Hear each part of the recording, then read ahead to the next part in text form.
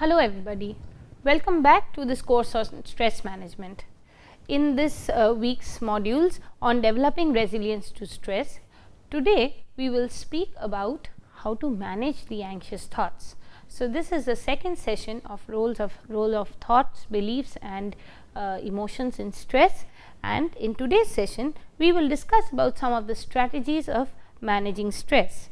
So, you have learned the theoretical aspects of what is stress, the personality factors relating to stress, and then we have discussed about the physiology of stress, and in the first two modules we have talked about the stress thoughts, emotions and also the relating to stress, and we have spoken about the scales that are important for stress management. So, actually to evaluate how stressed, how anxious an individual is and how to measure personality, we have briefly discussed that. In today's sessions, this will be a little different from all the other theoretical sessions. This and the next one, we will focus on the active plans and active management programs that you can actually take up by yourself or teach somebody who is undergoing stress. So, just a brief about the relationship, to remind you that there is a relationship between the thoughts, moods and behavior and biology also. So, how our body responds to the in a stressful situation, the thoughts, moods and in this case the behavior and the physiology of the individual are all interlinked. So, these brings us to, we must remember this when we are talking of the stress management techniques, because the stress management techniques by itself will not address only the thought or the mood, but as all these are interlinked, the change in the thought process will bring about a change in the mood. So, if I start believing that this is not a very anxiety provoking situation, this is not so stressful and I can deal with it, I can cope with it, then my mood will be more positive. So, I will feel more confident, I will feel less anxious and it will likewise affect my behavior. So, the avoidance behavior will reduce and several times the safety behavior will also reduce. So, I will not be over cautious about a situation, and this will also bring about changes in the physiology. So, the palpitations or the sympathetic activation will reduce. So, there will be less sweating of palms, there will be less palpitation, there will be less shortness of breath, and overall this feedback will go back to the thoughts again, to the brain again, and the individual will start thinking that, oh, I am more in composure, so I can control the situation. So, this feedback loop goes on, and like we saw in the vicious cycle of negative of self-esteem, where low self-esteem is induced like a vicious cycle. So, the feedback loop going and enhancing the low self-esteem.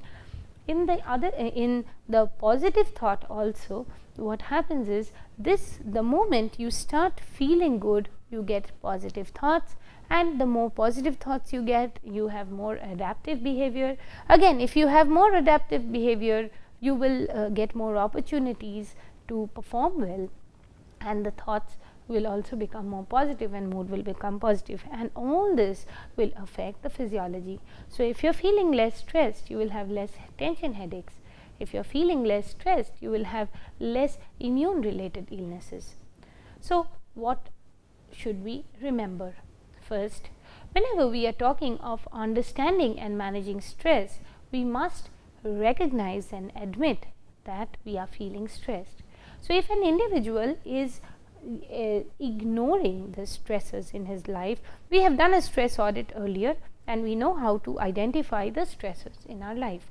So, the internal dimensions, the external dimensions, and then doing stress analysis, what are the primary areas that are being affected. We have done that earlier. So, now that is the first step towards recognizing and admitting that you are feeling stressed.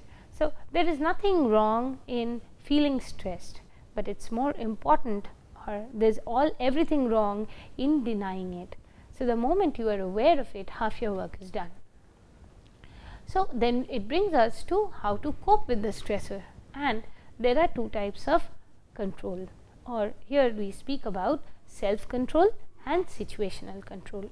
So, today we are going to discuss about the self control first.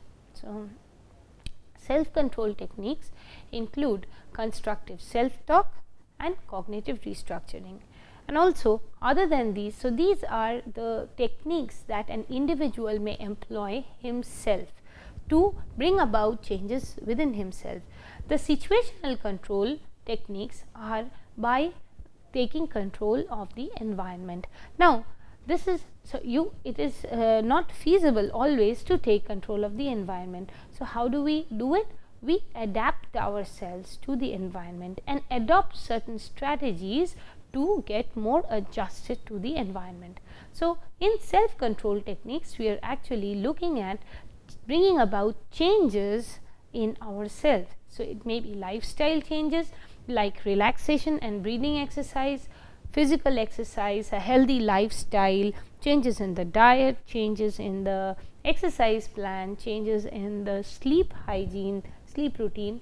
Now, all this, but these could be all lifestyle changes along with changes in the way we are thinking. So, it started with accepting that I am anxious, I am stressed, and then getting to corrective measures about dealing with stress. So, it is no point in ignoring the situation, but rather getting into more of constructive self-talk and cognitive restructuring. So, what is constructive self-talk? So, identifying the negative self-talk. We have spoken about negative automatic thoughts earlier. So, what you can do is you can start writing down that what are the, say in today's session, after today's session, you can put it down as what are the negative thoughts that come to my mind. So, if is there, what do I tell myself? Okay, say if I tell myself, Rajlakshmi, you can't do this well. Rajlakshmi, you can't, you're not a good speaker. Rajlakshmi, you can't interact well with people. So, throughout the day's happenings, what happens is that throughout the day we interact with several people, or maybe we get feedback from several people through our interactions, and many times also while we are doing carrying on some individual activity by ourselves. So, if I am studying and I see that I am not being able to focus, so it may be the self-talk may be Rajlakshmi, you can't focus on this, you are no good at anything. So, this, see, what is happening is I am generalizing, over generalizing. So, identifying the negative self-talk is very important. Many times people who have an external locus of control actually blame it on others or focus on others behaviors or their thoughts or the situation as the reason for their stress, but they ignore the self-talk that they themselves do. So, now you could write down to see what are the negative self-talks that you, what are the negative self-comments you keep, what are the discussions that you have with yourself. So, if you can put down on a document and write it down and develop alternate positive self-talk statements. So, many times, very simply put, that many times they can be like just opposite of I am no good, no, I am good. Challenge that statement. So, I am good at A, B, C, D, E. So, who said I am not good? So, challenge that. So, talk to yourself as if you are your own counselor. You are telling yourself that, well, there are, who said you are bad? So, you are on a debate with yourself. Who said that you are not good at this? There are other things that you are good at, or this is something that you are good at. Maybe at this point in time you feel that you are not good. So, give yourself positive self-talk statements, and also so you are challenging yourself on your negative self-talk, and you are also boosting yourself with positive talks. So, I have seen this works very well with students, where you can write it down on your monitor, on your screensaver. You can put a positive quote for yourself. You identify something that goes very well with you, something positive, and you put it down, and so that you can look at it every time and tell yourself, yes, that is what I need to do. The yes should come more from within. So, it is like, yes, I can do it. Now, cognitive restructuring. what exactly is cognitive restructuring? This was given by Ellis as an ABC model, and this has been extended to ABCDE. And let us see what A stands for. A stands for an antecedent or the active situation or the experience that you are going through. So, whenever there is a stressful situation and you have there were stressed responses, anxiety responses, say if you had panic symptoms after a stressful situation, in a stressful situation, what you can do later is you can put it down as in the ABCDE model. So, A stands for the active situation. So, in this case, say I was panicked during a performance. So, not being able to complete the task on time. I took this example. What is the belief that is triggered? We spoke about the theory last time of in the previous session about the anxiety model, and so you know what the belief is. So, what beliefs are, what core schemas are. So, what are the beliefs that are related to the situation? So, in this case it may be something like I am good for nothing. What are the behavioral, emotional and physiological changes that are happening when this thought is triggered and in the situation when the belief is triggered that I am good for nothing? And then what are the changes, physical changes, the emotional changes, what are the behavioral changes?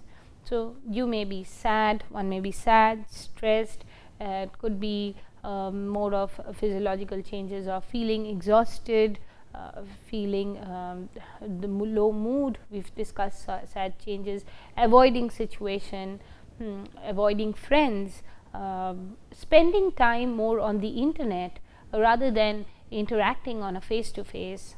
This does happen with people who are socially anxious and they avoid public gatherings or group gatherings, large gatherings. So, many times instead of going out and interacting with people on a face to face level, they prefer more of the virtual network. So, people cannot see me. So, I am talking to them over Facebook or Twitter or whatever social networks. So, the D is identifying the irrational beliefs. So, after in the situation, after the beliefs are triggered and there are changes in the physiology and the behavior and the mood, the next is identifying these irrational beliefs. So, what are the things that are bothering me? What are the thoughts? So, I will have to take care of using my time properly instead of thinking that I am good for nothing. So, this could be that the alternating behavior pattern. So, here the challenging the belief and thinking about what are the other ways it can be dealt with. That will bring us to E, where we are actually trying out the newly learned strategies and finally evaluating them. So, the D and E in this ABCDE model is very important. So, when we are talking of, say, we have, so in A we have actually the situation. So, if you are going through an anxiety situation, anxiety provoking situation or a stressful situation, you can write this down. Say, think about, this is one active task that you could start doing. You think about the last anxiety provoking situation that you went through, or you could ask one of your friends this and do this exercise where you put this down in an ABCD model. So, A would be the situation, what had happened. B is the what were the beliefs that were triggered, what were the thoughts that were triggered. C is whatever the behavioral changes, what happened to your mood. You could ask these questions: what happened to your mood, what happened to, how were you feeling, were there any physiological changes, how did you behave. So, what were the behavioral changes? And D, how did you deal with it? So, did you actually, you can get this, did you go by the irrational belief? So, that would be a maladaptive behavior. So, avoiding the situation or getting more ill because of the stress, or did you actually challenge the belief? So, did you identify that this is an irrational thought? So, maybe we spoke about the cognitive errors of maximization, personalization, catastrophization, arbitrary inference, selective abstraction. So, you could take this list in front of you and identify that okay, was I having any of these ways of thinking, errors in thinking patterns working in my case?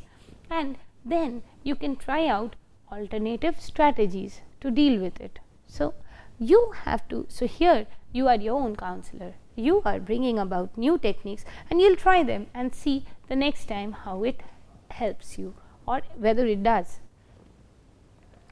So, first and foremost you will have to start with the positive belief system. So far we were talking about anxiety as a negative feature where it was helping us, where it was actually debilitating our performance. It was affecting the thoughts, so bringing about negative thoughts, it was lowering the mood and it was affecting our performance. Now we are going to take this as a positive cycle. So what we are trying to do is we are going to use it as eustress. So the belief or the one is that I can deal with this stress, I can deal with I can control the situation. The other is that this also brings about, gives a feedback to the individual that I am in control. So we spoke about learned helplessness earlier, and so what we are doing is we are removing that learned helplessness phenomena from the individual's thoughts. So I am not helpless, I can do things actively to help myself. So it starts with a positive belief that I can help myself, and that will bring about a positive attitude. So that will bring about exploring other ideas to helping yourself, exploring other avenues, and it will also bring about positive expectations. So it's not like, oh, I am good for nothing, so there is nothing in store, I can't do much.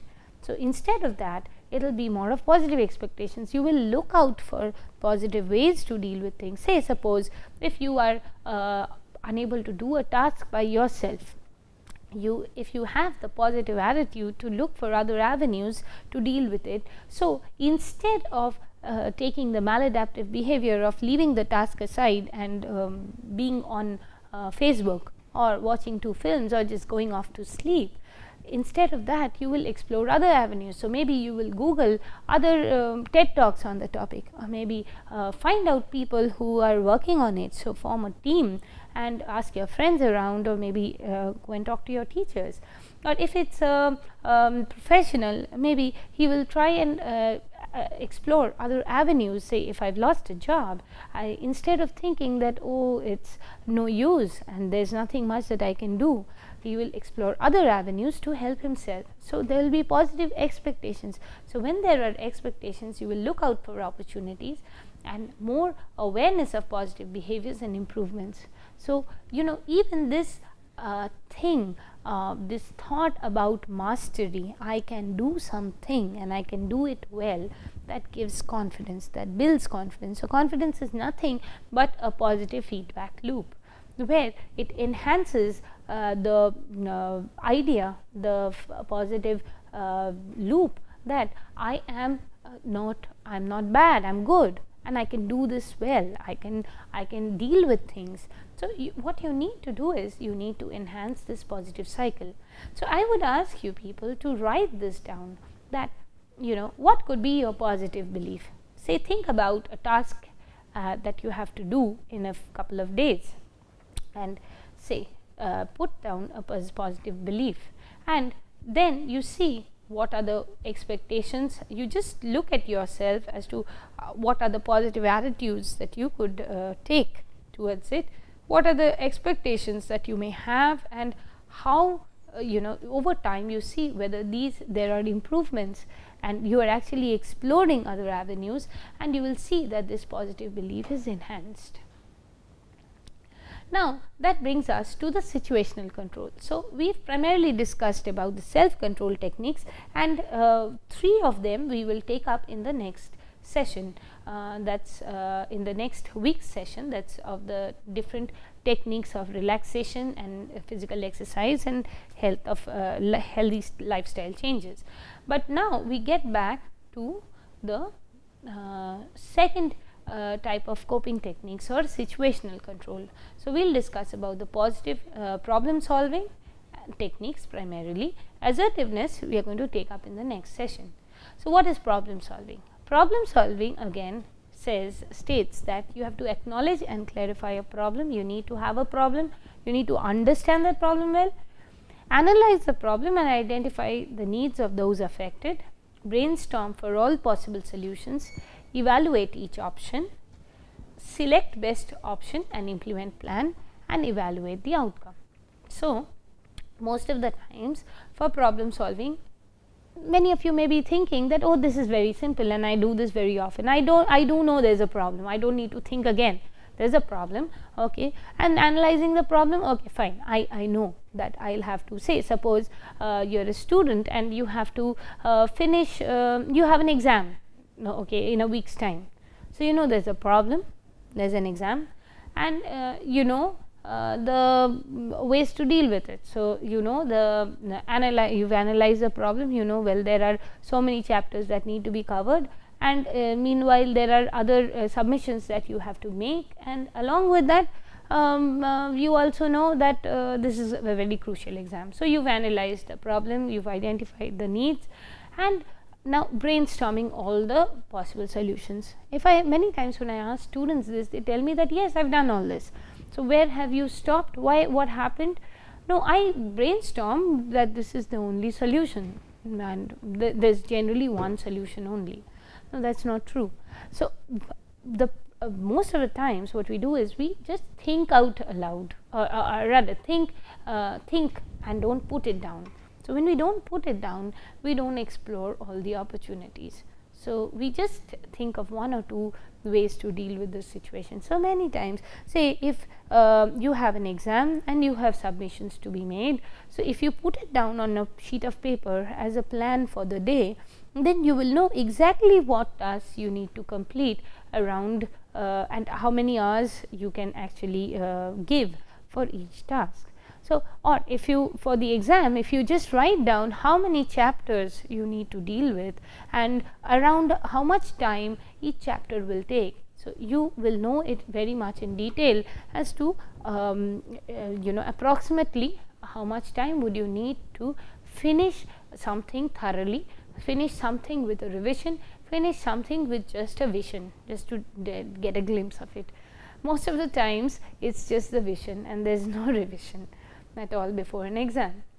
So, now if you, so what you can do is you can put it down on a sheet of paper as a flow chart or as a plan and brainstorm all the possible solutions to deal with it. So, if it is, for example, if you have classes during the day and at night you have your after that throughout the week, after that you have your exams immediately next week, then you can make a flow chart where you know exactly how much time you have for to study, and once you have all the chapters and their subtopics and subtopics written down, you know how much time you can put for each day.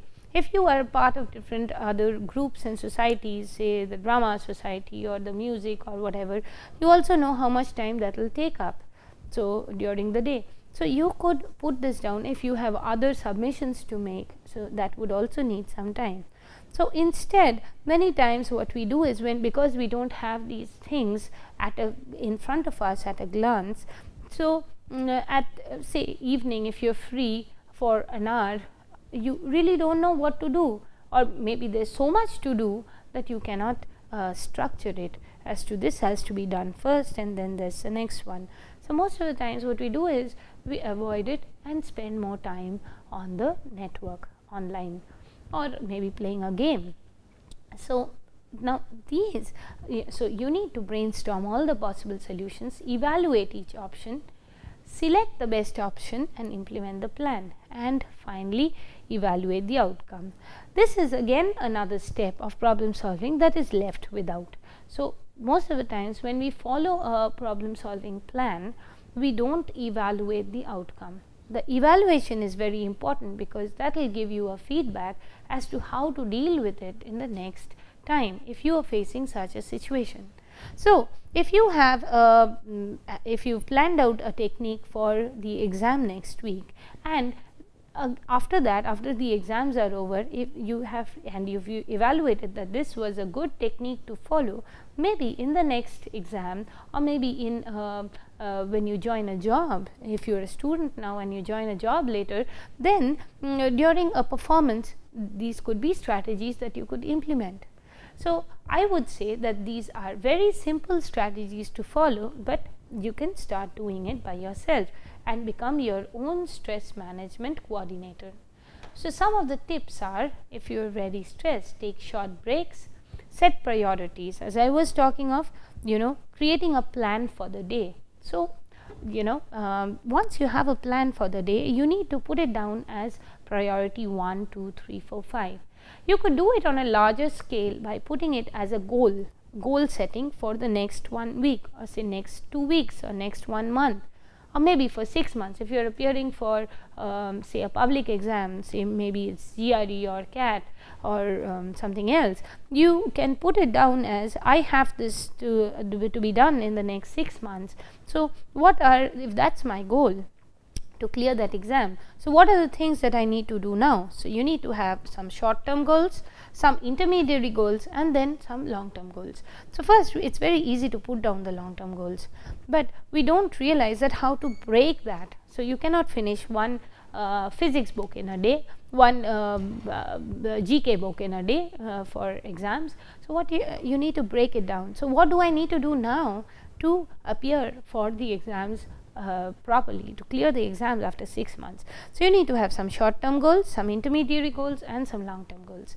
So, setting priorities, and which is a prioritized. So, you put it down as 1, 2, 3, 4, 5, and talk about your stresses with someone and put it in perspective. So, we have discussed about this earlier, that we must address stress when there is a stressful situation. Ignoring it does not help. So, participating socially. So, virtually participating with a lot of people, I have 10,000 friends, does not really help. But participating on a face to face basis, actually interpersonal connections help the brain to develop. So, please understand, please remember that it also helps our systems to work better, our brains to work better, our immune systems to work better, and interactions also give us the feedback that is required for the neuroplasticity of the brain. We enhance our ideas through interactions, through understanding facial expressions, and that will help you to be more emotionally intelligent. So, develop interest in hobbies, use humor to de-stress. This is something that I frequently see students use, and this is a very, very good strategy. So, if you can if you can use humor, not sarcasm mind you, using humor to de-stress yourself by laughing at yourself or making fun of a situation, not by abusing somebody or not by hurting somebody mind you, that really helps to reduce stress. And develop realistic goals. We spoken about goal setting, breaking it into sub parts, into smaller goals and intermediate goals, short term goals and intermediate goals. Anticipate stress. So, this stressful people will say, oh, I know all the stressful things that I can actually come across. Now, we are not talking about apprehending the unforeseen and the sky falling down. So, we are not talking of that sort of stress, but the preparing yourself. Say, I have an exam and I know that this is what I need to do. So, what is your backup plan? So, I have a presentation and I have this on a PowerPoint on my pen drive. What is your backup plan if your pen drive does not work? Because if it does not work and you do not have a backup plan, then there will be anxiety because of that. So, if you have a backup plan, then you are more safe. Now, definitely I am talking about very small things that you could do when you anticipate stress. I am not talking about the sky falling down. Stop keeping things for later. Yes, this is a very important thing that you need to keep in mind, that's known as procrastination. Most of the people who are anxious are because of a lack of time management and organizing skills, who have a problem with these. So, what happens is such individuals generally procrastinate. Also, anxiety in a situation, or thoughts about an anxiety situation, anxiety provoking situation, makes us avoid the situation, either in our thoughts than in action. So, what do? We keep it for later. One of the examples being, I am really scared of my guide, so I don't meet him. So, if you have to meet your guide and that is really anxiety provoking, one of the things that students generally do is avoiding talking to the teacher. So, they avoid their guide and don't meet the person for months. So, now that it's always better to address it. We also keep, another example could be that we keep our the subjects that we hate most, as in we don't understand or we don't like, we keep it for later, to study later. Now, that is a problem, because you see it only on the last day before the exam. And if you are really stressed, get help. Talk to people, talk to professionals. So, to improve planning, some of the things that you could do: post things, the urgent tasks that need to be due on your refrigerator, on your desktop, as your screensaver, as an Evernote, as a reminder. Keep one day for your appointments and errands. So, put it down as a plan for the day, and even if it's one of the self-control techniques is, keep one task that you have pre-decided that you will finish, hail, storm, rain, whatever happens, before you go to bed. So, that is also a way of enhancing self-control. I am not going to go to bed before I finish my task. So, do some make a plan for doing the chores of the day. So, it could be a master list of I need to wash my clothes and clean my cupboard and things like that. So, you have a chart for it, and if you have to do it, you have an agenda for the day, you need to finish it before you go to bed. You see that if you start doing this as a practice every day, then you will become more systematic and will be able to will become more confident in dealing with things, and that will help you to deal with things much better. And identify your individual strengths while exploring resources. So, once you are starting to work, initiating things, you will also learn that you have several strengths. So, identify those strengths. Maybe you can put it down that, well, I didn't know I could do this. Maybe this could be a small task for you today. What are my strengths? I didn't know I had this. You could ask some people, and then learn to enhance those. Ask people for input and re-evaluate effectiveness. As I said, that problem solving is incomplete unless you evaluate the process. So, you could take this task as a problem solving task, and you see how effective it is in your daily life. Thank you.